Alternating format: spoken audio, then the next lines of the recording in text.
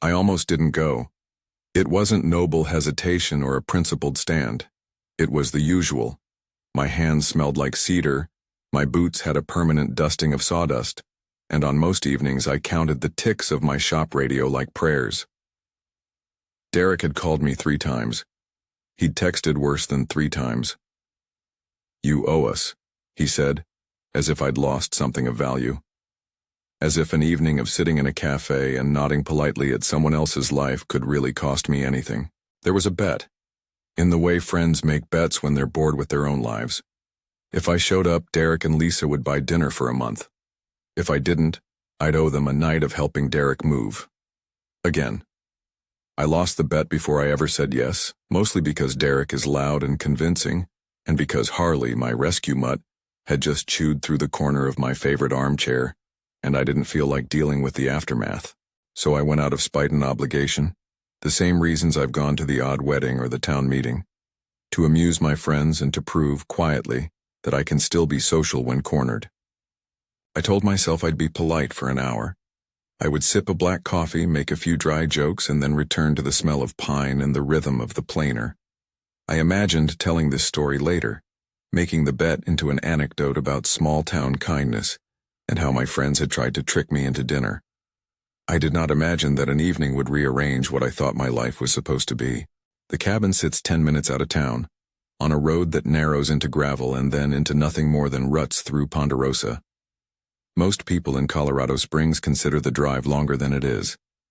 For me, it's the border between noise and something quieter. The shop out back with a roof skylight for morning light, the extra room where I keep reclaimed wood and a stack of half-begun projects, and a couch that looks at me with permanent disappointment from Harley's teeth marks. When I say my life, that's the chunk of it I can point to. The bench in the workshop with my initials burned into the edge. The old Subaru with scratches in places a garage would call character. The little rituals of sweeping, oiling, and bringing in firewood in winter. Harley met every new scenario the way he reports for duty, with joyful disbelief. He is dog-shaped gratitude with one ear permanently flopped and a nose that never hesitates to investigate pockets, laps, and strangers' shoes. The rescue sticker on my fridge tells you nothing of his ability to dismantle a slab of furniture, if given a matchbox and the right level of boredom. He also knows how to sit in the exact place that makes you stop thinking and start noticing, like a small furry punctuation mark in the middle of a sentence. Lakeview Coffee is the kind of place that knows how you like your cup once you show up 3 times. It has cowhide stools and rusted tin on the awning and a window that looks out like a frame at the lake. The water a slow, honest gray when the weather can't decide. The shore dotted with people who look like they are trying to remember what they wanted to say. I was early, which is a lie. I was precisely on time, which equals early in my book. She was sitting by the window with the light making a careless halo of her hair, and the steam of her drink doing the same for her breath. Elise. Small, steady, a cardigan that had obviously seen winters and laundromats and still refused to quit. Not the kind of person who demands attention, more like the kind who makes attention feel unnecessary. There was no dramatic entrance, no cinematic timing. Derek had packed up whatever theatrics he had and left them in some other man's pocket. She smiled when she saw me once. A slow thing that wasn't for me alone but that I recognized as a courtesy to whoever I was in that moment. "I think they set you up because they wanted the story," she said, as if we were already conspiring against them. She had a folder with a couple of papers, perhaps work, perhaps poetry. Whatever it was, it looked like something that belonged to someone who had a life she attended carefully. I bought the first round of coffee because of habit and because the gesture is small and honest, the same way I sand a corner twice. We talked like 2 people who had learned to be efficient with words. Derek had exaggerated my love for solitude. Zane doesn't like people, he'd told anyone willing to listen. And I'd exaggerated my indifference to dating. I prefer books to small talk. Elise laughed at both things, as if they were mildly entertaining truths rather than absolutes. It was relief, hearing someone treat my stubbornness as a quirk instead of a warning sign. "You're not from the city," she said later, stirring cinnamon into her cup like she was arranging a map. "No," I admitted. "My workshop is about 10 minutes out, Sand, sawdust, the occasional cat that confuses my porch for a nap site. She nodded as if my life fit into a small, sensible compartment. There was no trite astonishment, no romanticization. It was ordinary and therefore, to my surprise, the most interesting thing in the room. We exchanged small war stories. Her friends, my friends, acquaintances who could not keep a secret, and ex-husbands who were later described as complicated, with a flatness that said more than any storm might have. When the conversation turned to divorce, she didn't dramatize it. She spoke quietly about the ways two people can grow apart in the middle of sharing a roof, and about the awkwardness of learning to live without someone who used to be an entire world. It was practical, measured, and it did something to the air around me. It asked me to be honest about my own reasons for liking my solitude, which were not always noble. I left the cafe with the certainty of a man who'd done what his friends required. I also left with something else. I forgot to get her number. It didn't seem like a catastrophe in the moment. I told myself I could text Derek and ask how their bet was going, that if she wanted to see me again, she'd leave some sign. That night, of course, an unknown number buzzed my phone. A plain message with a name that matched the face I'd been unable to stop thinking about. "This is Elise. You left before I could get your number," it said. Below her name, a little laugh emoji, like someone who didn't want to make a demand out of a favor. We set a second, less formal meeting. Lakefront trail in the late afternoon, when the sun does that blunted thing that turns the water a color I think of as honest blue. I brought Harley because he is the social lubricant I most trust. Dogs, it seems, are the common language between people who don't do small talk very well. Elise laughed at Harley's insistence on meeting the world nose first, and then dug out thermoses of tea from a bag that smelled like mint and lemon. "Peppermint," she said, offering me a cup like an apology for my coffee earlier, and it warmed me in a way I didn't expect. Walking with her was different than talking at a café. Words softened into the rhythm of footsteps. We didn't so much fill silences as let them be small, useful pauses. I told her the story of the first piece of furniture I made, a wobbly stool I swore would hold a person's weight. She told me about her mother, about the way care creates a particular kind of closeness that is quieter than romance but every bit as demanding. She showed me pictures on her phone, quick flashes. A dog from years ago, a houseplant that had survived a neglectful season, a postage stamp photo of her sister. When she talked about her ex, Mark, she didn't throw him on a mount like a cautionary tale. She said his name like a weather report, useful to know and best prepared for. There was a flinch, though, that I saw the first time she mentioned having to pick up her mother from an errand. It's a small thing, the kind of involuntary contraction your body makes when it remembers being hurt. Her hands folded over the thermos, and I saw how she held back a part of herself, not because she was being coy, but because she had learned, taught by time and disappointment, to be cautious with the tender places. Harley, sensing the landscape, sat at her feet and rested his chin on her boot as if to say, "I notice you.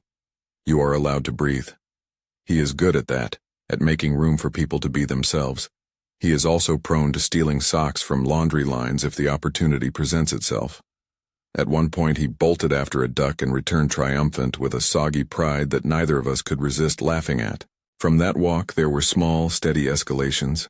An impromptu dinner in my cabin, nothing fancy, a pasta that needed more butter than the recipe called for, and a salad that tried to look like companionship on a plate. We cooked in a kind of cautious choreography. I handed her utensils with the same care I hand a new tool to an apprentice, and she took them with both appreciation and a dry sort of humor. We traded stories about people we admired and the ones we were careful to avoid. When she laughed at something genuinely, it sounded like someone rearranging a room and finding space for something they'd been missing. We talked about the things you talk about when you're testing whether you want to be known, favorite songs, how you take coffee, that you hate the phrase, finding yourself. She talked about having been married and about how the end of that marriage was not a dramatic explosion, but a series of small decisions that added up to a conclusion. It was like two people slowly agreeing that they were different kinds of tired, she said, and there was no bitterness in it, just a kind of sad clarity that makes someone more human, not less. My life, I told her, had its own quiet catalog of hurt. Not the dramatic headline-making kind, more like a ledger of small miscalculations. A relationship that frayed because I put my bench before my partner's need. Friendships that carried me for a while, and then decided they couldn't anymore. I'm not a man of big gestures. I make things that last because I want them to last. It was a modest confession, and she accepted it with a nod like an agreement on the terms of something practical. There were gestures that mattered more than words. How she washed her coffee cup and left it to dry. How she always tucked the corner of the napkin under her saucer like it might run away. The way she hummed under her breath when a song came on that she liked. These were the things that told me how she attended to life. I noticed because making things taught me to notice the small stresses that tell a structure whether it will hold. A week of easy, careful dates settled into a rhythm. Lakeview coffees, a walk, a quiet dinner sometimes just taking out on the porch and letting the evening say whatever it needed to say without interference. We started to know each other's rhythms. I would sweep the porch and she would tuck a thermos of tea into my hands when I came inside with a face full of sawdust. On a Saturday morning she sat in my workshop while I carved a shelf and asked me about the line of a tool. She didn't make idle talk about workmanship. She asked questions that made me want to explain things the way you explain a map to someone who might actually come and visit. There was a small practical intimacy in the way she asked me how Harley liked to sleep, as if it mattered that my dog was comfortable. There was a day when she spent an hour with my hands. She sat at the edge of my bench, tracing the grain of a board with a curiosity that wasn't possessive. "It's like a landscape," she said softly. "You can worry about the mountain, but the valley is where people live." It was a metaphor, sure, but it was the kind that sticks. Relationship as a geography where you choose to build, not only to gaze. Then there was the grocery store. It sounds silly to describe a confrontation in the cereal aisle as significant, but violence and tenderness both live in unexpected places. We were standing in the produce section, arguing gently about whether to get romaine or mixed greens, when a man walked between the display tables like he owned the whole store. He looked as if he'd had a rough day and decided the world owed him patience. He looked like someone who could talk loudly enough to make a small room stop and decide whether to listen. "Mark," Elise said, brief, not a question, but a recognition. There was the kind of tightness in her voice that people get when they have to explain themselves to someone who once had a different role in their life. He recognized her, too, with that slow calculation people use when their lives cross paths again. "Elise," he said. His eyes flicked to me, evaluating. "I don't like to be evaluated. I prefer the sightline of a project that tells you when it's off balance. But the grocery store has its rules. You don't escalate. You let small things resolve themselves.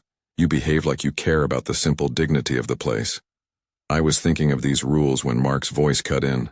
"I didn't know you two were together," he said, like a man who believes that charting someone else's life is harmless navigation. There was a tone in his voice that suggested this was a minor discovery, like finding an old shirt in a closet. Elise's jaw compacted. I could see her choosing a response. She didn't use him as a prop to dramatize something. She didn't take the bait of sounding wounded for the bright lights. Instead, she said, "We were just picking lettuce." Small, practical. I admired that. I also felt something in me click into place. The part of me that notices fences and builds gates. The part that feels protective not from violence, but from a generosity that says you don't get to draw boundaries without permission. Mark asked about coffee, about old habits, about details that sounded like he was trying to insert himself back into a narrative. Elise answered with care, each sentence measured. There was an ease about him that suggested he wanted to find a way to make their past feel like an unfinished conversation. There was a defensiveness in me that wanted to say simply, "Please leave." I didn't say it. I am not a man who says things I can't pick up later. But I did step closer, small, non-threatening movements, so she would know she wasn't alone. It became clear that Mark was not leaving without an acknowledgement. "We were married once," he said, as if the grocery store needed context. The words hung like a fog, and there was an awkward silence, the kind that contains too many small objects. Jars, bottles, the squeak of a cartwheel. "You can tell people if you want," Elise said, and there was a flatness that said, without performing anguish, that this was not a place for resolving the old ledger. She didn't want to argue with him in the middle of aisle 12. She wanted to keep her life as it had become, careful, chosen, not a spectacle. Mark's smile tried to do something conciliatory. I couldn't read everything in his expression, which is probably for the best. You should be cautious with reading faces in public. They are often the last place people keep their armor. He backed up with a shrug that tried to be a joke. All right then, tell her I said hi. And like a weather change, he moved along. After he left, the grocery store felt like a room where someone had locked the door and then forgotten to tell the next person it was locked. Elise's hands were small over the lettuce. She didn't ask for my assessment or for some dramatic protection. Instead, she said softly, "I'm sorry. I didn't want him to be awkward. You could have filled the silence with something heroic." I didn't. I handed her the romaine, fetched a bag, paid for the groceries like it was the most ordinary part of the night. Sometimes the best thing you can do is let ordinary actions be your reply. Carrying the groceries to the car, putting a bag in the back seat, starting the engine so the world outside the car door doesn't have to be louder. On the drive back, the road shrank into the kind of dark that feels like a blank page. We didn't talk at first.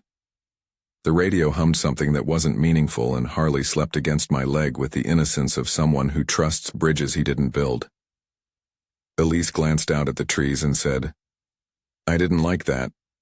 Not a declaration, not a plea. Just the plain fact." I nodded. "He's always good at making things look like accidents," she added, and there was a tiredness there that made me think of long seasons of slow erosion. "He was good at being the loud version of someone who cares," she said. "It takes you by surprise until it doesn't." We were close to my turnoff. The porch light of the cabin was a dim promise against the dark. The feeling in the car was a fragile, shared thing, like a saucer of water balanced on a table. You don't want to make a motion that will send it spilling. "I don't want to go home," she said suddenly. It was simple and unadorned. You can tell a lot about someone from the way they ask for something. This wasn't a dramatic save me sort of plea. It wasn't a demand for space or a test. It was a small human thing. She didn't want to be alone tonight. I could have been cautious. I could have offered a taxi number or suggested she stay with a friend. But something in me, call it the carpenter's instinct to shelter what is fragile, call it my doggedness at being present, moved me to open up the offer. "You can come over," I said. The words felt grown up and out of practice. They also felt true. She hesitated, not because of me, but because of the history that sat like luggage at her feet. "Are you sure?" she asked, all the question marks of someone who had learned to measure each choice for risk. "I'm sure," I told her. I said it with the kind of quiet conviction that doesn't need a flourish. It was not gallant, it was practical and precise. "There's a couch that looks at the heater like it expects compliments. Harley will approve. I have peppermint tea." She let out a short laugh that was half relief and half something else, an exhale she hadn't realized she was holding. "Peppermint?" she repeated, as if confirming that small kindness was a real thing. "It has a touch of honey," I admitted, "and I have soup in the freezer in case you're not a chopstick kind of person." We both smiled at that. Two people trying to translate ordinary comfort into the language of a night that had gone sideways. The highway to my cabin is a strip of trees until the trees are literal walls, and then it opens to a yard with stray pine cones and the kind of porch light that never lies. The air smelled like rain, though the sky was still clear. There was the small blue of late sunset in the distance.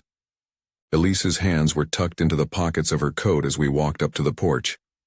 Harley, predictably, announced her arrival with a bark that sounded more like a song than an alarm. He ran circles around her boots and then found the precise place in her lap to settle into as if it had been prepared in advance.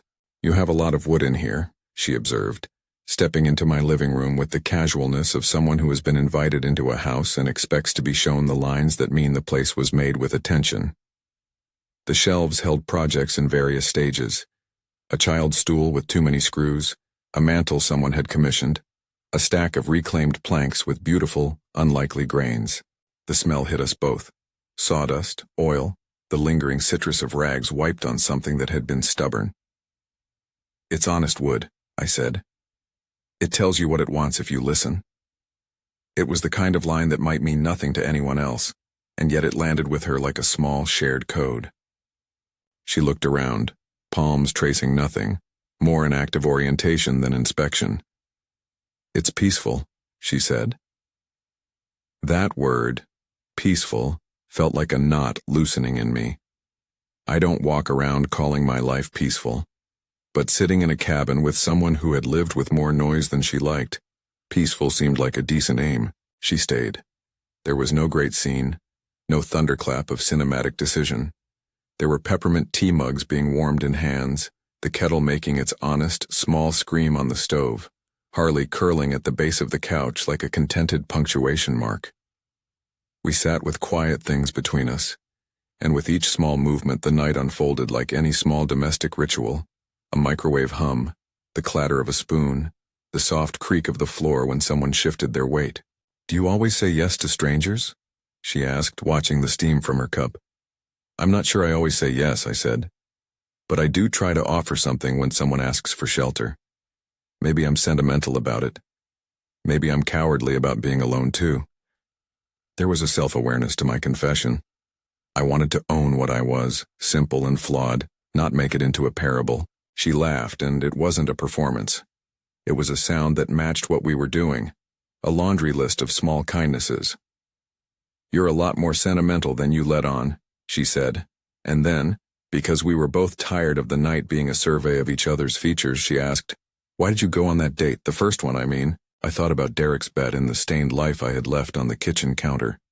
Mostly because of Derek, I admitted, and because Harley isn't good at being alone for long stretches and I looked at the dog, who had produced a suspiciously damp sock from somewhere and would not meet my eye. And because sometimes it's good to let other people destabilize your routine, she sipped her tea and watched me with a look that had something like permission in it, the kind that says you can be yourself, flaws and all, and I will not be taken aback. It was not a romantic line so much as an invitation to be seen. Later, when the rain started, thin, polite at first, then more insistent, it sounded like a steady backdrop to the house. The kind of weather I prefer because it makes the walls of a room feel like a shelter from something honest and indifferent. We talked in that way that doesn't demand things be fixed, that lets confidences be shared as if they were pieces of furniture carried into a room where they might find a place. She told me, bluntly and simply, about how the divorce had taught her to be careful with trust. I told her, perhaps more clumsily, about the time I tried to build a dining table from a tree that had a secret knot and had to reinforce it with a steel plate. How in the end the table held, but only because I paid attention to the crack. Do you think relationships are like that? She asked at one point, peering at the steam on her mug like it could answer the question. Sometimes. I hesitated. I think they're like working a piece of wood you don't quite understand yet.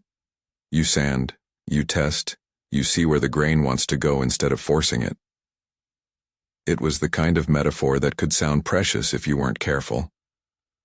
She didn't laugh. She nodded in a way that said she had understood the work involved in being with someone who is still learning where the grain runs. When midnight slid into the edges of the cabin, the world outside softened into long sighs of wind through trees. Elise moved with a gentle deliberation as if each motion was a careful placement. She sat on the couch, and for a moment I watched her think. I realized then that this night had become a small pivot, not an end to all old things but a practical step toward something that might allow both of us to try again. I probably should go, she said, as if testing the sentence. It wasn't a plea or a retreat. It was practical. You're welcome to stay, I said, almost before I knew I would. There was no drama in the offer, only the steady hand of someone who knew how to build a small refuge. She looked at me, and I could see the calculation. Family boundaries, the safety of her own home, the reasons she had learned to keep her nights small. Do you mind? She asked. The question that has an edge like a hinge. Yes or no would change the balance. I don't mind, I said. Harley snores like a chainsaw at times, though. I warn you now. She laughed, soft, surprised. and then she moved to settle in as if she had decided it was worth trying. Harley, approving, rearranged himself and made room. The kettle hissed again. The rain wrote secret messages on the windows. For a while, we sat with the small contentments of two people who are beginning to discover they might tolerate the same rhythms. Shared space, shared silence, the smell of peppermint and wet pine. At some point, as if the night's motions demanded it, she set her cup down and faced me. "I don't want to be alone tonight," she said again, more certain this time. It was not an admission of weakness. It was an act of asking for uncomplicated company. Asking like that is its own kind of courage. I watched her, aware of the gravity in such commonplace things. The asking, the being allowed to stay. My hands found the edge of the coffee table like someone searching for a landmark. "Then stay," I said. "In the morning we can sort out the logistics of returning you to your life. Tonight we'll have peppermint and whatever else this cabin offers." She smiled, and it was a small, private thing. Not a vow, not an end, but a beginning that smelled like wet wood and old coffee. Harley folded into the crook of her legs and dozed. The rain steadied into a pattern, tapping out a rhythm like the metronome of a life that chooses again and again to show up. We left the porch light on because neither of us felt like making a definitive move to darkness. It felt like a borderline decision, a place where the rest of the story could grow in many directions. I went to the kitchen with a quietness I reserve for the more delicate tasks, fetching more tea, lighting a candle not because I needed it, but because soft light is polite. She sat and looked around my living room like it's a map she was beginning to read. When she said, "Thank you," it wasn't just for the shelter. It was gratitude for something more foundation-like, an offer of being present from someone who didn't know how to offer other things. I replied that it was nothing much, and in my own mind I felt the small heat of something turning from a seed to a shoot. Outside, the rain tapped on the roof with the kind of persistence that makes wood swell and then settle. We didn't speak of weddings or grand promises, nor did either of us pretend this was the ending of something. It was the middle of an evening that had shifted toward tenderness through ordinary decisions. To walk with a dog, to share tea, to let someone stay because loneliness is exhausting and company is a practical form of mercy. At the door, as she prepared to make a small nest on the couch with a folded blanket and a cushion, she hesitated. "I should tell you so it's not weird," she said. "Mark and I have a history that, it's not explosive, it's just there." She chose her words like a person naming the items they are packing up. Necessary and honest. "That's fine," I said, and meant it. "I have things in my life that are fine and old and require a little maintenance." Harley snored. The house smelled of wood and mint and something like steadiness. She looked at me then, really looked, the way people do when they're deciding whether to trust a scaffold. "Are you okay with that? Meeting the mess if it comes up?" "Yes," I answered simply. "I don't pretend to be a fixer of everything, but I'm here, for the small ordinary work, for the parts that decide whether something stands." She nodded like a person who had been given a reasonable plan. "Okay," she said. "Then I'll stay." We turned the lamps off in the living room one by one, not because we were hiding from anything, but because the night softened things into the right scale. I left the hallway light dim enough for someone to navigate by, like a path left between a small garden. Harley rearranged and made his decision about who was allowed more of the blanket's warmth. We both settled into our corners of the room with the kind of care that only people who have been a little broken know how to give. I sat there thinking about how the night felt oddly like the beginning of a project. You clear the wood, you mark the line, you make small cuts. There is no guarantee that the piece will hold the way you hope. But the work itself can be a kind of faith. The kettle was on the counter, still warm from its last boil. I could feel the hush of the house like a hand on the back of the neck. There were things unspoken between us, her fear of repeating an old pattern, my fear of not being enough because my life was too small, the way both of us had our own private ways of keeping our hearts unassailable. She tucked the blanket around her shoulders and looked at me with the honest, uncalculated attention that people only afford when they decide to try. "Thank you," she said again, Simpler. A small bell of a word. "You're welcome," I replied. "Good night, Elise." "Good night, Zane." We left a lamp on in the hallway, a quiet beacon. The rain drew its lines on the windows, and Harley whispered something in sleep like a contented secret. I went back to the kitchen to wash the last kettle. My hands moved in that precise automatic way I do when I'm nervous. Methodical, useful, unromantic, in the best possible sense. I rinsed the cup and set it by the sink, the circles of steam still clinging to its rim. In the dim light, everything looked like a work in progress, and then she called me from the couch. Her voice was small but steady. "Do you mind if I ask something later?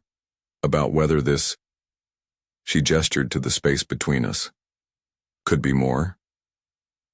I leaned against the counter, feeling like a man who had been handed a blueprint with a few pages missing. "Ask now," I said, "because I'm tired of delays." We both laugh, quietly in the dark. "But if it's a 3-chapter question, we might need more tea." She smiled into the pillow. "Okay, for now. Are you open to trying? Not promises, just trying." "Yes," I said, "I'm open to trying." It felt like the kind of answer that could be the foundation of something that might, in time, become a home. She thanked me. The clock on the stove tapped midnight or close to it. The house sighed. I wiped my hands on a towel and, for reasons I couldn't fully explain, I noticed the grain of the wood on the counter and the way it caught the light. It reminded me that even the most ordinary surfaces have histories, knots, and strengths. We left the night with the simple concession of 2 people who had chosen to stay in a room together. It was not a fairy tale. It was not a guarantee. It was the beginning of some kind of shared work, small actions, steady attendance, a willingness to be present when the weather turned. Outside, the rain turned into a steady drumming that made the cabin feel like a place worth staying in. I threw another log into the heater and listened to it take flame like a small, practical miracle. For now, that was enough. Morning came like a slow breath. The rain had stopped overnight and the air outside the cabin smelled like everything had been forgiven. Wet pine, the faint sweetness of the ground, and that clean, sharp smell wood gives off when it's been slept on and then woken. I woke first because Harley decided dawn is a public service. He nosed my hand, and when that didn't work, he negotiated with 2 enthusiastic snores. Elise shifted on the couch, half in a blanket, half in sleep, and for a moment she looked like the soft hinge of a door someone had left open. She laughed in her sleep, a tiny sound that made me realize how ridiculous and lovely it felt to be awake at the same time as someone else. I sat up careful as a man with a fine tool, not wanting to startle the line of the moment. The sunlight found the grain of the coffee table and made it a map. For reasons that seemed small and holy, I made coffee. She woke to the smell, and to the kettle's low, civil complaint. When she smiled at me over her mug, it was the same half-country, half-library expression I'd seen at Lakeview. Thoughtful, soft. "Morning," she said, and it was a word like a window opening. "Morning," I answered.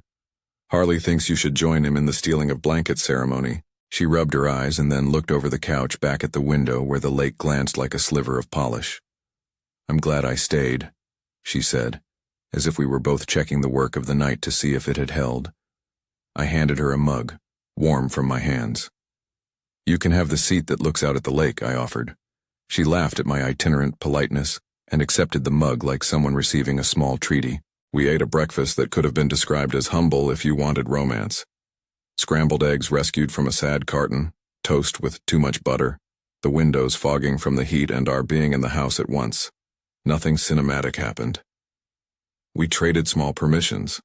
I could touch the calluses on her hands. She could ask about the map on my wall that traced every place I'd built something.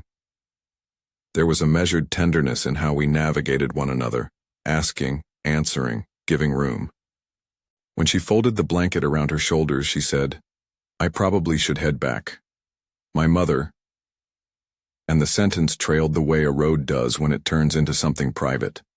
I leaned back and looked at her like someone who has learned to read a thumbprint on a piece of wood. Every line tells a story. "Do you want me to come with you?" I asked, the offer light but real. It was not a grand invitation.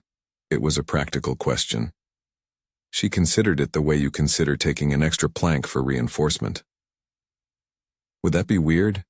She asked, and the question hung between us. I could have bumbled something about not wanting to overstep, but the simplest answer was always the one that fit the grain. It would not be weird, I said. If it's okay with you, it's okay with me. She smiled, that slow, unpresumptuous smile, and said, Okay, come meet my mother and probably a lifetime of perfectly reasonable worry. 3 hours later, we were parked in a driveway that held a Chevy with a bumper sticker that read, I have opinions about thrift stores. Elise's mother, Marion, opened the door before we could knock. She was smaller than I expected and wore an apron with flour dust on the pocket, which is the shorthand for people who lull life into warmth. Elise, she said, and hugged her daughter with an economy of movement that told me they'd practiced tenderness the way you practice a recipe. She shook my hand like someone testing a tool. Firm, friendly, no nonsense. So you're the one, she said to me with the sort of clarity only a mother can have. We sat at her kitchen table while she fussed with tea and a plate of biscuits that had been baked with intention. The house smelled like lemon and old books. Conversation was confident and unflashy. Marion asked practical questions, and Elise answered them in the same calm cadence that had become her armor. She told her mother, bluntly and casually. He was set up by Derek, and they laughed the way people laugh when they understand the comedy of friends who don't know what they're doing but mean well. Meeting family is always a little like a stress test for something new. Marion asked about my work, about whether I had plans to stay in the cabin forever, whether Harley was house-trained. Marion's expression softened when Harley settled at her feet like a small warm affidavit. There was a moment when she studied the shop photos on my phone, before her eyes smoothed over with approval. I like that you make things, she said, as if it were a childhood blessing. It means you stay. Elise watched that exchange quietly, and I realized that one of the ways she lived was by letting people see what they needed to see in order to give trust. Marion, with a life of practical generosity, offered conversation rather than judgment. After she let us go, she squeezed my hand in farewell and told Elise to be careful, which is what mothers say when they mean, please keep being your wise self. After that day, there were more meetings that felt like small, reliable stitches. We worked on a kitchen shelf for Marion. Elise requested a narrow ledge to display seed packets. I volunteered designs, she chose the stain, and Harley inspected each measurement with the interest of a foreman. It was collaborative in the way good carpentry is. We argued about a corner, conceded on a finish, and then sat back to admire the thing we'd made. There was a contentment in that. Two people making space for other people's lives and for themselves. There were fights too. Not the kind that require ambulances or apologies on town square benches, but the honest little ones that test the seams. A misunderstanding about time. A weekend when my plans to finish a commission meant our Sunday ran short. A misunderstanding about whether I'll be there is a promise or an ambition. We learned how to have arguments that ended with repair rather than wounding. One of our first serious tests came 3 months after that grocery aisle. It was at a summer festival, a small town fair that smells like cotton candy and motor oil, where the booths are patriotic and the bands are local. We were sitting on a bench by the river, Elise with a lemonade, me with a lemonade I had failed to modify into a man's beverage. We watched a man juggle and an old couple dance like thin, confident reeds. Do you ever think about what it would be like if we... She began, and then paused in that way that numbers and nothings do. She was choosing the edges of a question that had no sharp corner. If we what? I asked, because I wanted to be the kind of person who helped names take shape. If we decided this was more than trying. If we decided this was a real thing, she said. The phrase, real thing, is a small, blunt instrument. It asks for seriousness without ceremony. I swallowed and thought of my bench with my initials burned into it, of the way a piece of wood tells you how to join it if you listen carefully. I'd rather be deliberate than dramatic, I said. I'd rather make something we can live on, even if it takes longer. She smiled and hit my hand with a popcorn shell. That's the language I can do, she said. I just worry that you'll retreat to wood and silence when things get hard. I worry that you'll retreat to caution and rearrange me into something tidy, I replied. And we both laughed in that way that diffuses an argument before it amounts to anything. We resolved it with a promise. Not a vow, not a legal notarization, but a mutual permission to keep trying. We would argue. We would come back. We would work. It wasn't glamorous. It was a plan.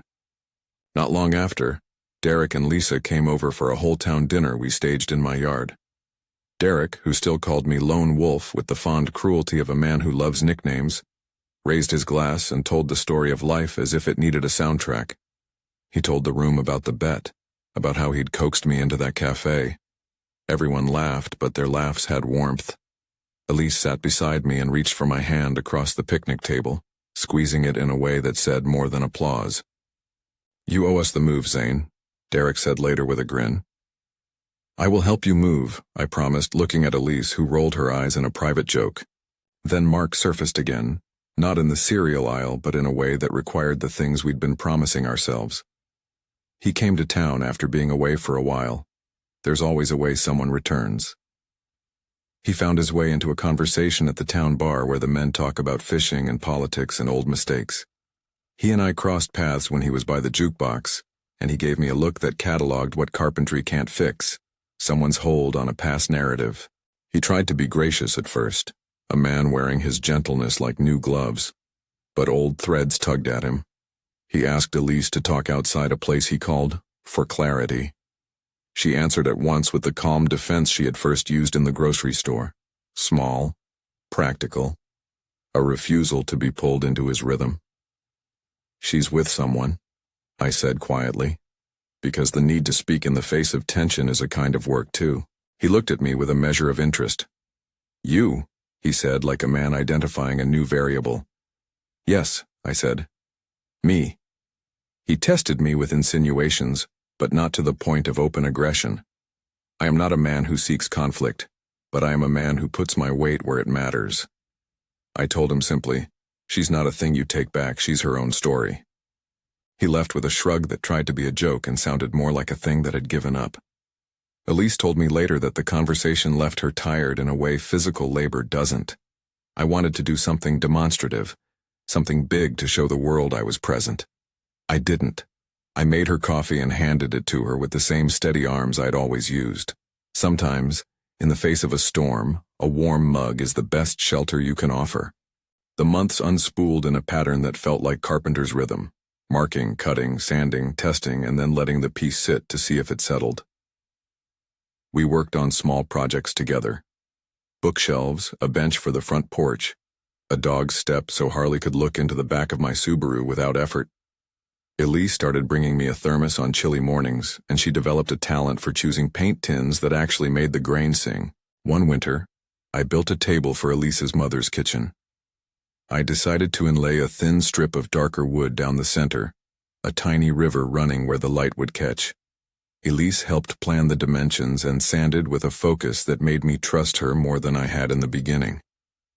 We finished the table on a Saturday and carried it the 2 miles down the road to Marion's house together. Marion cried a little when she saw it, and the sound was less about surprise and more about a heart recognizing its boundaries had been expanded. "Keep measuring for one another," she said to us as we wiped sawdust from our palms. "That's how you stay." As things settled and life folded into a different sort of comfortable, the idea of forever began to appear not as a headline, but as punctuation. There was a parenthesis around small decisions.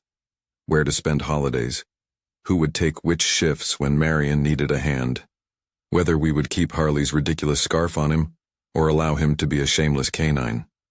We made budgets together. We argued about curtains. We learned to apologize in ways that were specific rather than theatrical. "I'm sorry I snapped about the curtains," he'd say, versus the broad "I'm sorry" that solves nothing. The proposal didn't arrive as a sitcom flourish. It came as something I built quietly because some pieces of joy are better planned like a fine joinery than sprung like a confetti cannon. I wanted it to be honest to who we were. Elise had said once with a kind of offhand poetry, "I don't want anything designed to be loud," so I designed quiet. I spent weeks carving a small box out of walnut and maple. two woods that when set together looked like a river running through earth. I fitted inside a ring that was simple.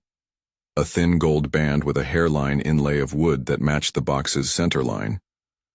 I did not invent an entire narrative with fireworks. I made something that would fit in the palm and keep the memory of our hands. I told no one.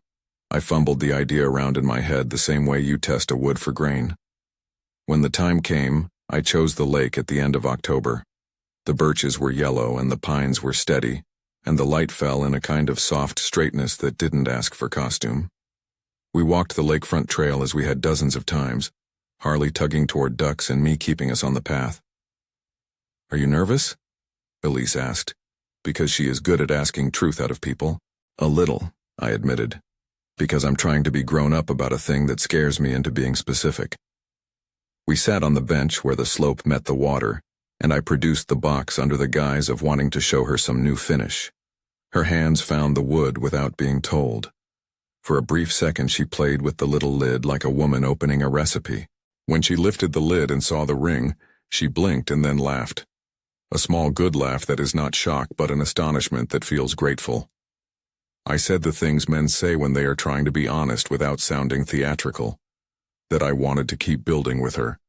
That I loved the way she fixed my edges. That I didn't know if forever was a thing any person can promise, but that I wanted, with deliberate choice, to stand and do the small, unglamorous work of it. She cried a little. She didn't swoon. She cried like someone who had been given permission and had finally taken it. "Yes," she said simply, and then added, as if needing to be practical even in the face of a ring, "But I need to see the craftsmanship. I want to know it will last." "Then you can see my receipts," I joked, because it's my form of romance to make a ledger of love. We laughed, and Harley barked like an enthusiastic officiant. We told Marion and a few close friends first. Derek insisted on throwing a party that included embarrassment and homemade salsa, and I went along because his enthusiasm is a kind of weather I sometimes enjoy. The real wedding was an ordinary thing held under the pines, with Marion reading something about patience and friends bringing potato salad. Elise wore a dress that looked like it had belonged to 100 gentle spring afternoons. I wore a shirt that didn't have sawdust on it, which felt like an important concession by itself. Harley had a bow tie. He took it with the dignity of someone who knows his role in a family. We didn't exchange vows that were Shakespearean. We spoke plainly, in the kind of sentences that mapped to the work we'd committed to. Elise said, "I want you. Not a drama, not a temporary fix, but you. Steady, present, persistent," I said. I promised to show up, to measure twice and consider the grain, to keep the doors unlocked for honest conversation. There were friends who laughed, people who cried, a cake that wasn't entirely level but tasted like all of us. After the toasts, Derek stood and raised his glass with mock solemnity. "I lost a bet," he said, smiling, and everyone who knew us could hear what he meant. We learned, as couples do, that marriage isn't an epic so much as a long, good routine. There were hard seasons. Elise had days when the quiet of her history would settle in and make her wary. There were winters when commissions dried up and money felt like a fragile thing. But the pattern we'd chosen held because we had built it. We repaired each other's mistakes with the same patience we'd use on a cracked board. We let things breathe. When we wanted different things, we sat down and planned. We took turns on nights when Marion needed help.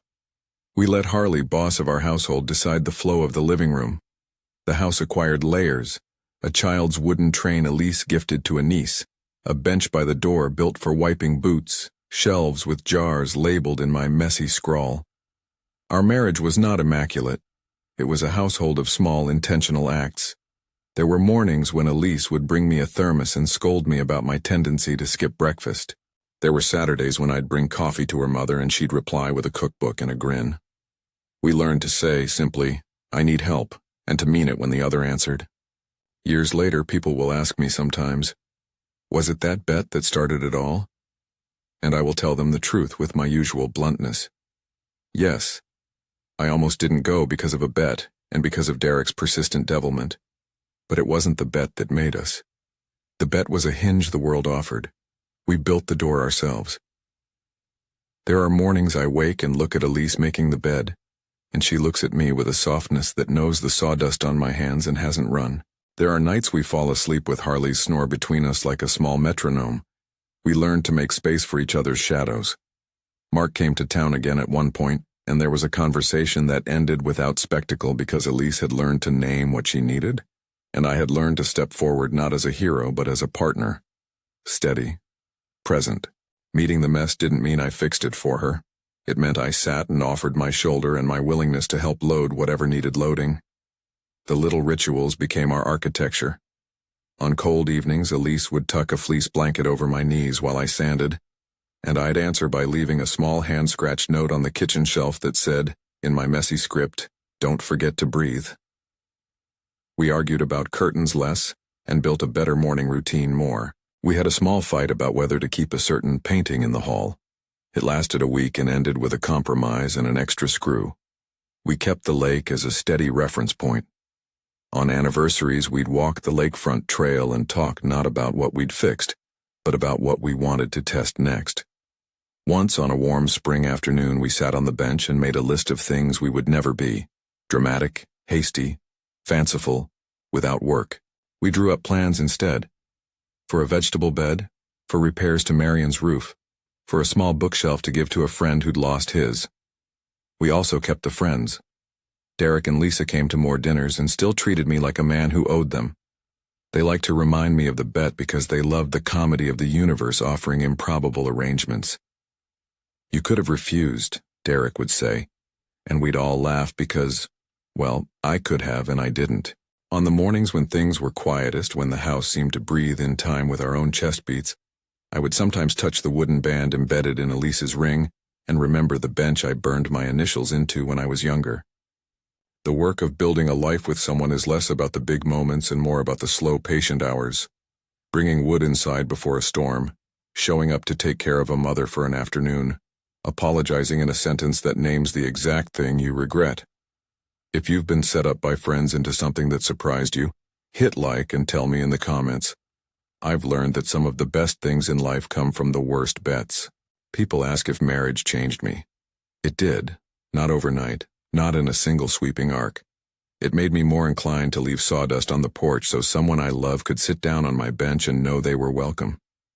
It taught me that being a craftsman of things is related to being a craftsman of promises.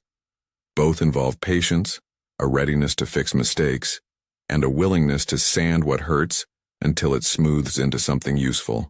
We never stopped being careful about the past. Elise kept lines open with her mother and set firm boundaries with ex-partners. I kept my shop and my habits, but I let them flex. We made plans for children, and then decided together what our household would be if it ever expanded. We revamped the porch, added curtains that didn't make either of us grumpy, and bought a better kettle. These are small things, but they are the scaffolding of a life. The town congratulated us in the manner small towns do. Slowly, with casseroles and a gradual acceptance that sometimes luck has a plan. Once, an old neighbor I had built a fence for said, "You were meant to stay," meaning the way a person fits a place. He meant I had found a companion who liked the grain in the same spot I liked it. Maybe he was right. Maybe luck and friends and a stubborn refusal to let life be entirely solitary had their roles. Harley is older now. He moves with a little more deliberation and tends to nap near the heater instead of chasing ducks. He still steals the best pillow and hides shoes in the most inconvenient places. He is the kind of family member that keeps you humble and honest. As for the ring, the wood inlay has darkened a little with time, the way the shelves of a home develop a patina that reads like history. When Elise looks at it, she sometimes traces the seam with a fingertip and smiles. I like to think that each nick in that wooden inlay is a little tale.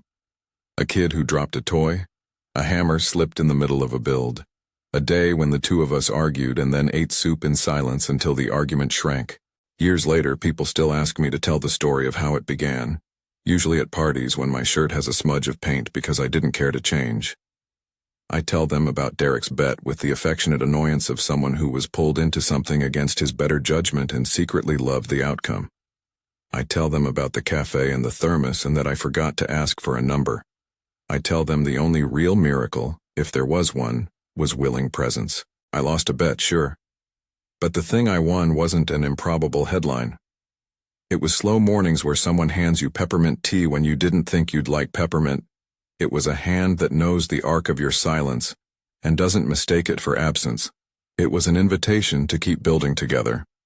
It was the gentle consent to be seen, the steady work of showing up, and the shared decisions of ordinary life. On the porch sometimes we sit with our feet dangling over the step and watch the lake keep making its honest blue. We talk about the next project and the next repair and whether Harley should get a sweater. Elise will nudge me and say, "Remember when you almost didn't go?" And I will roll my eyes in a way that means yes and thank you and every word in between. I almost didn't go. I tell anyone who'll listen. But I did, and that made all the difference. If you like this story and want more real-life tales of small miracles and quieter love, subscribe and share your own set up by friends story in the comments. I'd love to read it.